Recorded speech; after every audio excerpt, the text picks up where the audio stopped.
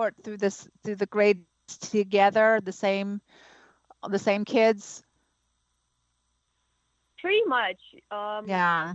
Well, after my lower school, I actually switched schools because most of the people from my grade, the grade was pretty small. It was 12 people, and most of the people from my grade wanted to go to a school that was specializing in something like science or foreign languages, um, so our grade ended up falling apart and I had to switch schools. Okay.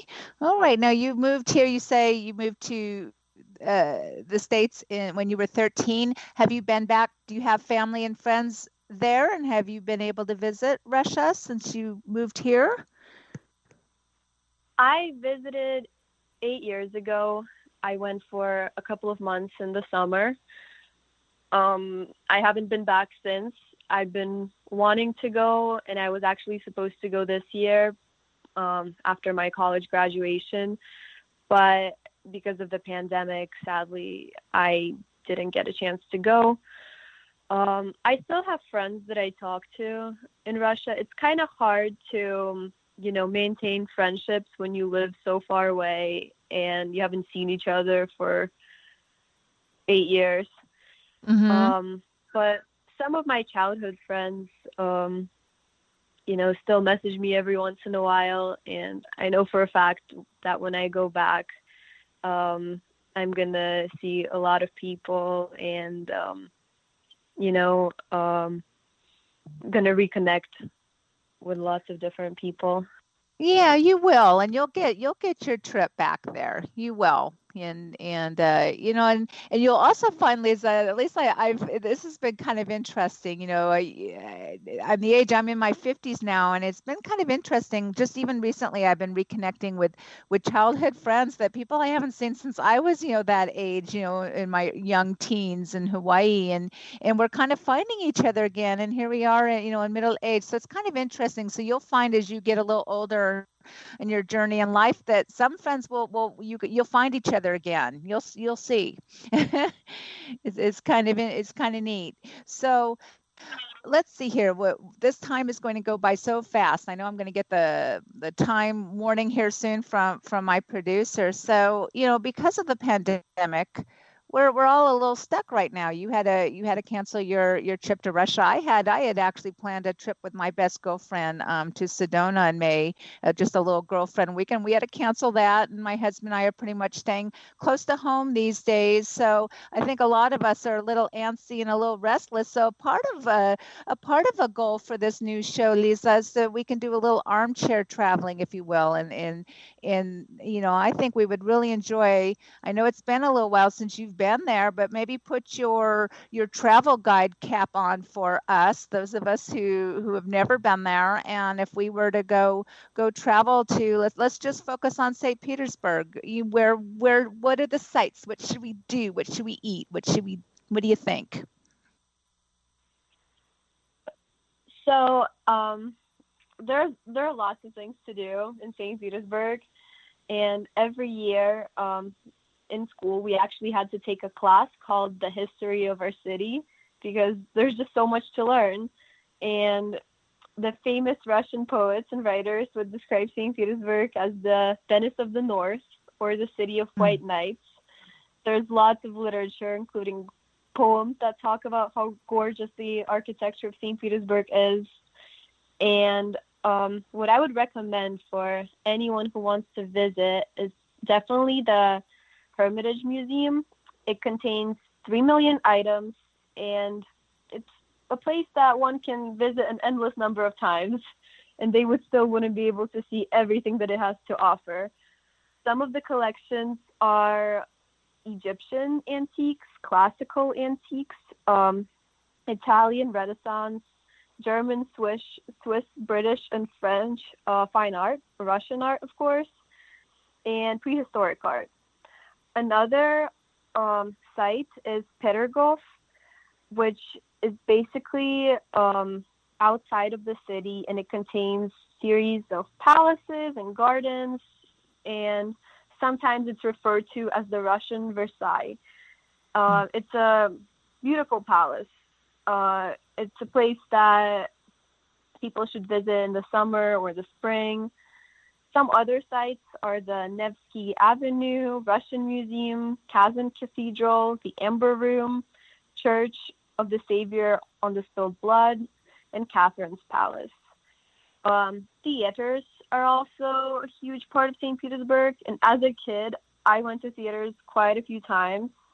You just feel so immersed in the history, and the theater experience is something I recommend for everyone. It transforms you into a completely different time period. Some of the most famous theaters in St. Petersburg are Mariinsky Theater, Alexandrinsky, and Bolshoi Drama Theater.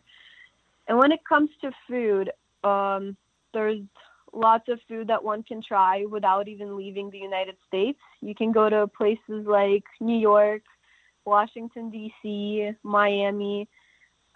Any major city will most likely have a Russian restaurant. Some of my favorite dishes include piroshki, pelmeni, blini, sirniki, olivia salad, and pryaniki. And Russian food is also known for some weird dishes, such as holodets. It's a meat jelly, and to a lot of foreigners, it's something weird. Even to a lot of Russians, it's weird. That sounds in. You've got my interest, though. Do you cook at all? do you? I know you're probably. I don't know if you're in a dorm. What your living situation there is on campus, but if you had a kitchen, do you cook? Well, yeah, I cook, but I would never cook the meat jelly. Well, cancel that idea, huh? There's another weird one. It's called herring under the fur coat, and it's salted herring covered in chopped onions, potatoes, carrots, beetroots, and mayo. That doesn't sound pleasant to a lot of people either, but it's one of those foods that people just pass down to generations, and it's pretty traditional. Yeah, well, that sounds like it would be adventurous cuisine, So we're gonna run out of time pretty quickly here. Would you like when the travel restrictions are removed? Would you recommend people to visit St. Petersburg? Would that be a good one to put on the travel list? Definitely. It has a pretty cold climate. If I could compare it to any part of America, it would be a mix of Seattle and Chicago. So I would recommend for people to visit it in the summer.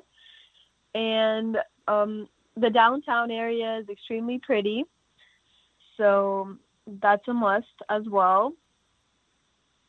Oh, that sounds delightful, and you've been delightful. I know that we're going to run out of time here pretty quickly, so I'll give you is there any last thing you would like to share with us before we wind this show up?